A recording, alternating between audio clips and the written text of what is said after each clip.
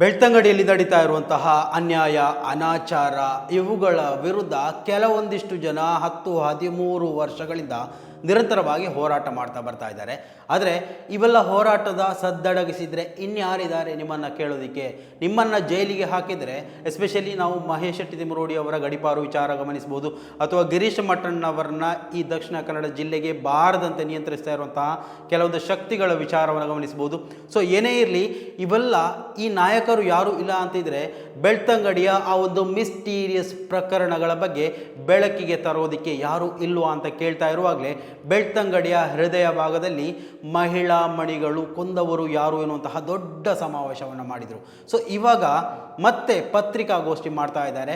ಸೌಜನ್ಯ ಪ್ರಕರಣದಲ್ಲಿ supreme court ರಾಜ್ಯ ಸರ್ಕಾರಕ್ಕೆ ಮತ್ತು CBIಗೆ ನೋಟಿಸನ್ನು ಜಾರಿ ಮಾಡಿದ ಬೆನ್ನಲ್ಲೇ ಕೊಂದವರು ಯಾರು ಎನ್ನುವಂತಹ ಮಹಿಳಾ ಮಣಿಗಳ ತಂಡ ಬೆಂಗಳೂರಿನಲ್ಲಿ ಬೃಹತ್ ಪತ್ರಿಕಾಗೋಷ್ಠಿಯನ್ನು ಮಾಡಿರುವಂಥದ್ದು. ಸೊ ಆ ಒಂದು ವಿಚಾರದ ಬಗ್ಗೆ ಕಂಪ್ಲೀಟ್ ಡೀಟೇಲ್ಸನ್ನು ಈ ಒಂದು ವಿಡಿಯೋದಲ್ಲಿ ವಿವರಿಸ್ತಾ ಹೋಗ್ತೀನಿ. ಅದಕ್ಕೂ ಮೊದಲು ಈ ಒಂದು ವಿಡಿಯೋವನ್ನು ಯಾರೆಲ್ಲ ಮೊದಲನೇ ಬಾರಿ ವೀಕ್ಷಣೆ ಮಾಡ್ತಾ ಇದ್ದೀರಾ, ಖಂಡಿತವಾಗಿಯೂ ಈ ಒಂದು ಚಾನಲನ್ನು ಸಬ್ಸ್ಕ್ರೈಬ್ ಮಾಡ್ಕೊಂಡು ನೋಡಿ. ಮಾತ್ರ ಅಲ್ಲ, ನಿರಂತರವಾಗಿ ಇಂತಹ ಅಪ್ಡೇಟ್ಗಳನ್ನು ನಿಮ್ಮ ಮುಂದೆ ತರುವಂತಹ ಪ್ರಯತ್ನವನ್ನು ನಾವು ಮಾಡ್ತೀವಿ. ಕೊಂದವರು ಯಾರು ಅಭಿಯಾನದ ಕಡೆಯಿಂದ ಮತ್ತೊಮ್ಮೆ ನಾವೆಲ್ಲ ಸೇರಿದ್ದೇವೆ. ಕಾರಣ ಇಷ್ಟೇ, ಧರ್ಮಸ್ಥಳದಲ್ಲಿ ನಡೆದಂತಹ ಸೌಜನ್ಯ ಪ್ರಕರಣಕ್ಕೆ ಅವರ ತಾಯಿ ಕುಸುಮಾವತಿಯವರು ನ್ಯಾಯಾಂಗದ ಮೊರೆ ಹೋಗಿದ್ರು. ಹೈಕೋರ್ಟ್ ಅಲ್ಲಿ ಒಂದು ಆದೇಶ ಬಂದಿತ್ತು. ಹಾಗೆ ಸುಪ್ರೀಂ ಕೋರ್ಟ್ ಅಲ್ಲಿ ಈಗ ಬಹಳ ಮುಖ್ಯವಾಗಿ ರಾಜ್ಯ ಸರ್ಕಾರಕ್ಕೆ ಹಾಗೂ CBIಗೆ ಒಂದು ಮಾರ್ಗಸೂಚಿ ಕೊಟ್ಟಿದೆ.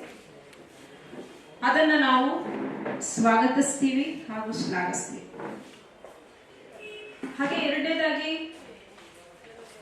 ನಾವು ಈ ದಿವಸ ಸೇರಿರೋದು ರಾಜ್ಯ ಸರ್ಕಾರ ಸಹ ಅದಕ್ಕೆ ಪೂರಕವಾಗಿ ಏನು ಆದೇಶ ಕೊಟ್ಟಿದೆ ಅಥವಾ ಮಾರ್ಗಸೂಚಿ ಕೊಟ್ಟಿದೆ ಅದನ್ನ ಅಲ್ಲಗಳೆದೇನೆ ಬಹಳ ತ್ವರಿತವಾಗಿ ಅದಕ್ಕೆ ಕ್ರಮ ಜರುಗಿಸಬೇಕು ಅಂತ ಕೂಡ ನಾವು ಈ ಮೂಲಕ ಹೇಳ ಬಯಸ್ತೇವೆ.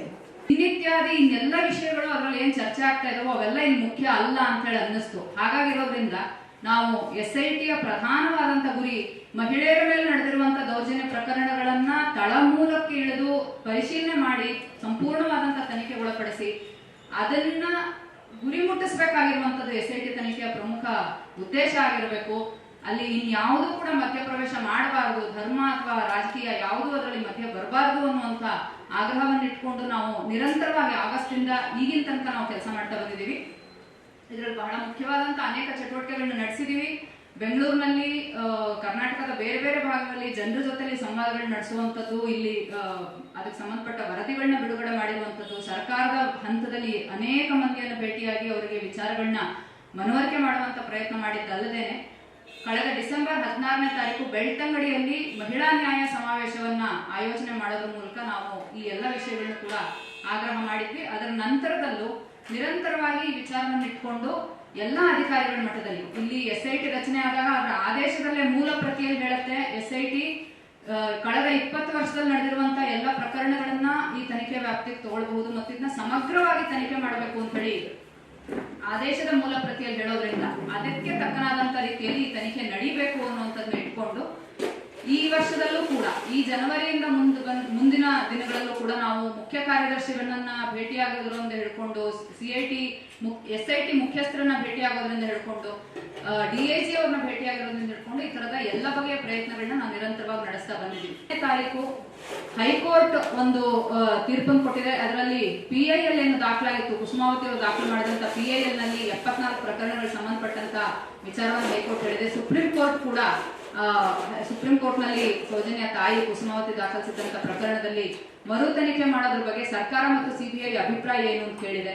ಇದು ಒಂದು ಹೋರಾಟಕ್ಕೆ ಒಂದು ಬಹಳ ಮುಖ್ಯವಾದಂತ ತಿರುವು, ಒಂದು ಮುಖ್ಯವಾದಂತ ಮೈಲಿಗಲ್ಲು ಅಂತ ಹೇಳಿ ನಾವು ಭಾವಿಸಿರೋದ್ರಿಂದ ಇವತ್ತಿನ ಈ ಪತ್ರಿಕಾಗೋಷ್ಠಿಯಲ್ಲಿ ಇಟ್ಕೊಂಡಿದ್ದೀವಿ. ಈ ಎರಡೂ ವಿಚಾರಗಳಿಗೆ ಸಂಬಂಧಪಟ್ಟಂತೆ ಕೋರ್ಟ್ ಆದೇಶದಲ್ಲಿ ಏನಿದೆ ಮತ್ತೆ ಅದನ್ನ ನಾವ್ಯಾವ ರೀತಿಯಲ್ಲಿ ಸ್ವೀಕರಿಸ್ತಾ ಇದೀವಿ ಅನ್ನೋದಕ್ಕೆ ಸಂಬಂಧಪಟ್ಟು ಹೆಚ್ಚಿನ ವಿವರಗಳನ್ನ ಹಂಚ್ಕೊಳ್ಳೋದಕ್ಕೆ ನಮ್ಮ ಜೊತೆಲಿ ಕೊಂದವರು ಯಾರು ಆಂದೋಲನದ ಜ್ಯೋತಿ ಅವರು ಮತ್ತೆ ವಕೀಲರಾದಂತ ಪೂರ್ಣ ಅವರಿದ್ದಾರೆ, ಗೌರಮ್ಮ ಅವರಿದ್ದಾರೆ. ಅವರು ಈ ಚರ್ಚೆನ ಮುಂದುವರೆಸ್ತಾರೆ. ಕೊಲೆ ಪ್ರಕರಣಗಳಿರ್ಬೋದು ಅಥವಾ ನಾಪತ್ತೆ ಪ್ರಕರಣಗಳಿರ್ಬೋದು, ಇವೆಲ್ಲದಕ್ಕೂ ಸಂಬಂಧಪಟ್ಟಿರೋ ಹಾಗೆ ಏನೇನು ಪ್ರಕರಣಗಳು ನಡೆದಿದೆ ಅದಕ್ಕೆ ಸಂಬಂಧಪಟ್ಟಿರೋ ಹಾಗೆ ಬಹಳ ಮುಖ್ಯವಾದ ಒಂದು ಬೆಳವಣಿಗೆಗಳು ನಡೆದಿವೆ. ಅದೇನಂದ್ರೆ ಒಂದು ಮಾರ್ಚ್ 23ನೇ ತಾರೀಕು ಒಂದು ಇದು ಹೈಕೋರ್ಟ್ನಲ್ಲಿ ಒಂದು ಸುಪ್ರೀಂ ಕೋರ್ಟ್ನಲ್ಲಿ ಒಂದು ನಿರ್ದೇಶನ ಬಂದಿದೆ. ಏನಂತಂದ್ರೆ ಸೌಜನ್ಯ ಅವರ ತಾಯಿ ಕುಸುಮಾವತಿ ಅವರು ಮರುತನಿಖೆ ಆಗಬೇಕು ಸೌಜನ್ಯ ಪ್ರಕರಣದ್ದು ಅಂತ ಹೇಳಿ ಒಂದು SIP ಹೋಗಿದ್ರು. ಅಂದ್ರೆ ಸ್ಪೆಷಲ್ 2017ರಲ್ಲೇನೆ ಸೌಜನ್ಯ ಅವರ ತಂದೆ ಹೈಕೋರ್ಟ್ಗೆ ಒಂದು ಮರುತನಿಖೆ ಮಾಡಿ ಅಂತ ಹೇಳಿ ಹೋಗಿದ್ರು. ಆದ್ರೆ ಅವತ್ತು ಹೈಕೋರ್ಟ್ ಏನ್ ಹೇಳಿತ್ತು, ಇಲ್ಲ ಈಗ ಮರುತನಿಖೆ ಬೇಡ, ಯಾಕೆಂದ್ರೆ ಇವಾಗಲೇ ವಿಚಾರಣೆ ನಡೀತಿದೆ, ಆ ವಿಚಾರಣೆ ಇನ್ನೂ ಮುಗ್ದಿಲ್ಲ, CBI ವಿಶೇಷ ನ್ಯಾಯಾಲಯ ವಿಚಾರಣೆ ಮಾಡ್ತಿರೋದ್ರಿಂದ ಈಗ ಮರುತನಿಖೆ ಬೇಡ ಅಂತ ಹೇಳಿ ಹೇಳಿತ್ತು. ಸೊ ಹಾಗಾಗಿ 2023ರಲ್ಲಿ ಅದು ಏನು ಕೊನೆಯದಲ್ಲಿ ತೀರ್ಪು ಕೊಟ್ಟಿತ್ತು, ಆವಾಗ ಸಂತೋಷ್ ರಾವ್ ಅಂತ ಏನು ಪೊಲೀಸರು ಆರೋಪಿ ಅಂತ ಹೇಳಿದ್ರು, ಅವರನ್ನ ಖುಲಾಸೆ ಮಾಡಿ ಒಂದು ತೀರ್ಪು ಕೊಟ್ಟಿತ್ತು. ಸೊ ಅದಾದ್ಮೇಲೆ ಇವಾಗ ಕುಸುಮಾವತಿ ಅವರು ಅಂದ್ರೆ ಸೌಜನ್ಯ ಅವರ ತಂದೆ ತೀರ್ಕೊಂಡ್ಮೇಲೆ ಕುಸುಮಾವತಿ ಅವರೇ ಇವಾಗ ಸುಪ್ರೀಂ ಕೋರ್ಟ್ಗೆ ಒಂದು ಅರ್ಜಿ ಹಾಕಿದ್ರು. ಹಾಗಾಗಿ ಇವಾಗ ಅದನ್ನ ಅಡ್ಮಿಟ್ ಮಾಡ್ಕೊಂಡಿರೋದು ಬಹಳ ಒಳ್ಳೆ ಬೆಳವಣಿಗೆ. ನಾವು ಕುಂದವರು ಯಾರು ಆಂದೋಲನದ ಪರವಾಗಿ ಅದನ್ನ ಸ್ವಾಗತಿಸ್ತೇವೆ, ಮೊದಲೇ ಹೇಳಿದ್ವಿ. ಸೊ ಇದು ಒಂದು ಒಳ್ಳೆ ಬೆಳವಣಿಗೆ. ಇನ್ನೊಂದು ಬೆಳವಣಿಗೆ ಏನಂತಂದ್ರೆ ಈ ಧರ್ಮಸ್ಥಳದಲ್ಲಿ ಏನು 72 ಅಸಹಜ ಸಾವುಗಳು ನಾನು ದಾಖಲೆ ಮಾಡಿದೆ. ಅಂದ್ರೆ ಪೊಲೀಸ್ ವರದಿಗೂ ಅಲ್ಲಿ ಪಂಚಾಯಿತಿನಲ್ಲಿ ದಾಖಲಾಗಿರುವಂತ ಏನು ದಾಖಲಾತಿಗಳಿಗೂ ಒಂದಕ್ಕೊಂದು ತಾಳೆ ಆಗ್ತಾ ಇಲ್ಲ ಅಂತ ಒಂದು 72 ಕೇಸ್ಗಳನ್ನ PIL ಹಾಕಿದ್ರು ಕುಸುಮಾವತಿ ಅವರು ರಾಜ್ಯ ಹೈಕೋರ್ಟ್ನಲ್ಲಿ. ಅದಕ್ಕೆ ರಾಜ್ಯ ಹೈಕೋರ್ಟ್ ಕೂಡ ಒಂದು ಸರ್ಕಾರಕ್ಕೆ ಆದೇಶ ಕೊಟ್ಟಿದೆ.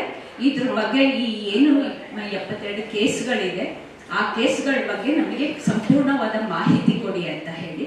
ಇದು ಕೂಡ ಬಹಳ ಒಳ್ಳೆ ಬೆಳವಣಿಗೆ. ನಮಗೆ ಇದು ಕೂಡ ನಮಗೆ ಈ ಮಾಹಿತಿ ಕೊಡೋದು, ತಕ್ಷಣ ಸರ್ಕಾರ ಮಾಹಿತಿ ಕೊಡೋದ್ರ ಜೊತೆ ಅದನ್ನ ಬಹಿರಂಗ ಮಾಡಬೇಕು ಅನ್ನೋದನ್ನ ನಾವು ಕುಂದವರು ಯಾರು ಆಂದೋಲನದಿಂದ ಕೇಳ್ಕೊಳ್ತಾ ಇದ್ದೀವಿ. ಇದಕ್ಕೆ ಸಂಬಂಧಪಟ್ಟ ಹಾಗೆ ಏನು ಕಾನೂನು ಬಗ್ಗೆ ಏನು ಮಾಹಿತಿ ಕೊಡಬೇಕು ಅದು ನಮ್ಮ ವಕೀಲರಾದ ನಮ್ಮ ಕುಂದವರು ಯಾರು ಆಂದೋಲನದಲ್ಲಿ ಸಕ್ರಿಯವಾಗಿ ಭಾಗವಹಿಸಿರುವಂತಹ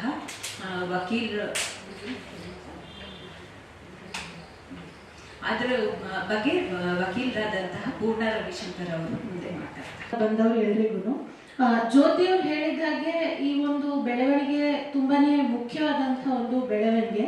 ಯಾಕೆಂದ್ರೆ ಈವರೆಗೂ ನಾವು ರಾಜ್ಯ ಸರ್ಕಾರವನ್ನ ಕೂಡ 2023ರಲ್ಲಿ ಈ ರೀತಿ ಮಹಿಳಾ ಚಳುವಳಿನಲ್ಲಿ ಭಾಗಿಯಾಗಿರುವಂತಹ ಸಂಘಟನೆಗಳಾಗ್ಲಿ ಮತ್ತೆ ಸೌಜನ್ಯ ಅವರ ಫ್ಯಾಮಿಲಿ ಆಗ್ಲಿ ರೀಇನ್ವೆಸ್ಟಿಗೇಷನ್ಗೆ ಕೇಳಿದಾಗ ಆಗೋದಿಲ್ಲ ಅಂತ ಸರ್ಕಾರ ಆಕ್ಚುಲಿ ನಿರಾಕರಣೆ ಮಾಡಿತ್ತು. ಮತ್ತೆ ಕೋರ್ಟ್ ಇಂದ ನಮ್ಗೆ ಯಾವುದೇ ರೀತಿ ಆದೇಶ ಇಲ್ಲ, ನಾವು ಇದನ್ನ ಮಾಡ್ಲಿಕ್ಕೆ ಸಾಧ್ಯ ಇಲ್ಲ ಅಂತ ಕೂಡ ಅವರು ಹೇಳ್ತಾನೆ ಬಂದಿದ್ರು. ಈಗ ಸುಪ್ರೀಂ ಕೋರ್ಟ್ ಇಂದಾನೆ ರಾಜ್ಯ ಸರ್ಕಾರಕ್ಕೆ CBIಗೆ ಒಂದು ಆದೇಶ ಕೊಟ್ಟಿದ್ದಾರೆ ರೀಇನ್ವೆಸ್ಟಿಗೇಷನ್ ಮಾಡಬೇಕು ಅಂತ. ಅದನ್ನ ಅವರು ಖಂಡಿತವಾಗ್ಲೂ ತಗೋಬೇಕು. ಯಾಕೆಂದ್ರೆ ಹಿಂದಿನ ಬಾರಿ ನಾವಿಲ್ಲಿ ಮಾಡಿದಾಗ್ಲೂ ಕೂಡ ಪ್ರೆಸ್ ಕಾನ್ಫರೆನ್ಸ್ ನಾವು CBI ಕೋರ್ಟ್ ಅಲ್ಲಿ ಅವರು ಏನು ಫೈಂಡಿಂಗ್ಸ್ ಮಾಡಿದ್ರು ಅನ್ನೋದನ್ನ ನಾವು ಮಾಧ್ಯಮದ ಜೊತೆ ಹಂಚ್ಕೊಂಡಿದ್ವಿ. CBI ಕೋರ್ಟ್ ಜಜ್ಮೆಂಟ್ ಅಲ್ಲೇ ಅವರು ಹೇಳಿದ್ರು, ಈ ಪ್ರಕರಣದಲ್ಲಿ ಆಗಿರುವಂತಹ ತನಿಖೆನಲ್ಲಿ ಹಲವಾರು ಲೋಪಗಳಿದೆ, ಮತ್ತೆ ಆ ಲೋಪಗಳಿಗೆ ಮುಖ್ಯವಾಗಿ ನಿಂತಿದ್ದಂಥವರು ಪೊಲೀಸ್ ಅವರು ಮತ್ತೆ ಡಾಕ್ಟರ್ಗಳು, ಆ ಅಧಿಕಾರಿಗಳು ಅವರ ಕೆಲಸವನ್ನ ಸರಿಗೆ ಮಾಡದೇ ಇರೋ ಕಾರಣಕ್ಕೆ ನಮ್ಗೆ ಈ ಕೇಸ್ಗೆ ಒಂದು ಅಂತ್ಯ ಕಾಣಕ್ ಆಗಿಲ್ಲ. ಹಾಗೆ ಅಕ್ವಿಟಲ್ ಕಮಿಟಿ ಮೂಲಕ ಯಾವ ಯಾವ ಅಧಿಕಾರಿಗಳು ಈ ರೀತಿ ಅವರ ಕೆಲಸವನ್ನ ಸರಿಗೆ ನಿಭಾಯಿಸಿಲ್ವೋ ಅವ್ರ ಮೇಲೆ ಕ್ರಮ ಜರುಗಿಸಬೇಕು ಅಂತ ಇದು ಹೇಳಿ ಒಂದಷ್ಟು ವರ್ಷ ಆಗಿನೂ ಕೂಡ ಅಕ್ವಿಟಲ್ ಕಮಿಟಿ ಕಡೆಯಿಂದ ಈ ಅಧಿಕಾರಿಗಳು ಯಾರು, ಅವ್ರ ಮೇಲೆ ಯಾವ ರೀತಿ ಕ್ರಮ ತಗೊಳಕ್ ಆಗತ್ತೆ ಅನ್ನೋದು ರಾಜ್ಯ ಸರ್ಕಾರದ ಕಡೆಯಿಂದ ಈವರೆಗೂ ಜನರಿಗೆ ಅವರು ಹೇಳಿಲ್ಲ. ಸೊ ಈ ಒಂದು ಹಿನ್ನೆಲೆಯಲ್ಲಿ ಈ ರೀತಿ ಸುಪ್ರೀಂ ಕೋರ್ಟ್ ಇದನ್ನ ರಿಓಪನ್ ಮಾಡಬೇಕು ಅಂತ ಹೇಳಿರೋದು ತುಂಬಾನೇ ಮುಖ್ಯ. ಅಂಡ್ ಯಾವ್ಯಾವ ರೀತಿ ಸೈಂಟಿಫಿಕ್ ಎವಿಡೆನ್ಸ್ ಇತ್ತು ಅದೆಲ್ಲದನ್ನು ಕೂಡ ಮತ್ತೆ ಮುಂದೆ ರೀಇನ್ವೆಸ್ಟಿಗೇಷನ್ ಮಾಡೋದಕ್ಕೆ ಒಂದು ಅವಕಾಶ ಇದೆ. ಅದನ್ನ ನಾವು ಸ್ವಲ್ಪ ಹೈ ಲೆವೆಲ್ ಟೆಕ್ನಿಕಲ್ ಆಗಿ ಫಾರೆನ್ಸಿಕ್ ಸೈನ್ಸಸ್ ನ ಬಳಸ್ಕೊಂಡು ಆ ಎಲ್ಲ ಎವಿಡೆನ್ಸ್ ನ ವಾಪಸ್ ತರಬಹುದು ಅನ್ನೋದನ್ನ ಕೂಡ ಸಾಕಷ್ಟು ಜನ ಹೇಳ್ತಾ ಬಂದಿದ್ದಾರೆ. ಅದ್ರ ಜೊತೆಗೆ ಈ 2012 ಅಲ್ಲಿ ಆಗಿದಂತ ಪ್ರಕರಣದಲ್ಲಿ ಯಾಕೆ ನಮ್ಗೆ ಅಂತ್ಯ ಕಾಣಕ್ ಆಗಿಲ್ಲ, ಈ ಹುನ್ನಾರದಲ್ಲಿ ಈ ಸಂಚಲ್ಲಿ ಯಾರ್ಯಾರ ಕೈ ಇತ್ತು ಅನ್ನೋದನ್ನು ಕೂಡ ಇನ್ವೆಸ್ಟಿಗೇಟ್ ಮಾಡೋದಿಕ್ಕೆ ಇದು ತುಂಬಾನೇ ಒಳ್ಳೆ ಒಂದು ಅವಕಾಶ. ಬಟ್ ಅದ್ರ ಜೊತೆಗೆ ನಾವ್ ಮಹಿಳಾ ಸಂಘಟನೆಗಳಾಗಿ ನಾವ್ ಏನ್ ಹೇಳೋದಿಕ್ಕೆ ಇಷ್ಟಪಡ್ತೀವಿ ಅಂದ್ರೆ, ಈ ರೀಇನ್ವೆಸ್ಟಿಗೇಷನ್ ಮಾಡೋದನ್ನ ನಮ್ಮ ರಾಜ್ಯ ಸರ್ಕಾರ ಕೋರ್ಟ್ ಅಲ್ಲಿ ಎದುರಿಸಬಾರ್ದು, ಸ್ವೀಕರಿಸಿ ಅವರು ಸಮಗ್ರವಾದ ನಿಷ್ಪಕ್ಷಪಾತವಾದ ತನಿಖೆನ ನಡೆಸಿಲ್ಲ ಅಂದ್ರೆ ನಮ್ಮ ರಾಜ್ಯ ಸರ್ಕಾರ ಆರೋಪಿಗಳ ಪರ ನಿಂತಿದೆ ಅನ್ನೋದು ನಮ್ಗೆ ಸ್ಪಷ್ಟವಾಗಿ ಗೊತ್ತಾಗತ್ತೆ. ಸೊ ಮುಂದೆ ಅವ್ರು ಏನ್ ಮಾಡ್ತಾರೆ ಅನ್ನೋದನ್ನ ನಾವು ನೋಡ್ಬೇಕು. ಬಟ್ ಸಿಬಿಐ ಜಡ್ಜ್ಮೆಂಟ್ ಅಲ್ಲಿ ಬಂದಿದ್ದಂತ ಫೈಂಡಿಂಗ್ಸ್ ಹಿನ್ನೆಲೆಯಲ್ಲಿ ಮತ್ತೆ ಈವರೆಗೂ ಆ ಕುಟುಂಬದ ಕಡೆಯಿಂದ ಚಳುವಳಿಗಳ ಕಡೆಯಿಂದ ರೀಇನ್ವೆಸ್ಟಿಗೇಷನ್ ಆಗ್ಬೇಕು ಅನ್ನೋ ಒಂದು ಪ್ರಪೋಸಲ್ಗೆ ರಾಜ್ಯ ಸರ್ಕಾರ ಒಪ್ಕೊಳ್ಳದೆ ಇದ್ದಿದ್ದಂತಹ ಹಿನ್ನೆಲೆಯಲ್ಲಿ ಸುಪ್ರೀಂ ಕೋರ್ಟ್ ಕಡೆಯಿಂದ ಬಂದಿರುವಂತಹ ಈ ಆದೇಶವನ್ನ ನಾವು ವೆಲ್ಕಮ್ ಮಾಡ್ತೀವಿ, ಸ್ವಾಗತಿಸ್ತೀವಿ. ಇದನ್ನ ನಮ್ಮ ರಾಜ್ಯ ಸರ್ಕಾರ ಸೀರಿಯಸ್ ಆಗಿ ತಗೋಬೇಕು ಅನ್ನೋದು ನಮ್ಮ ಮುಖ್ಯ ಒಂದು ಬೇಡಿಕೆ.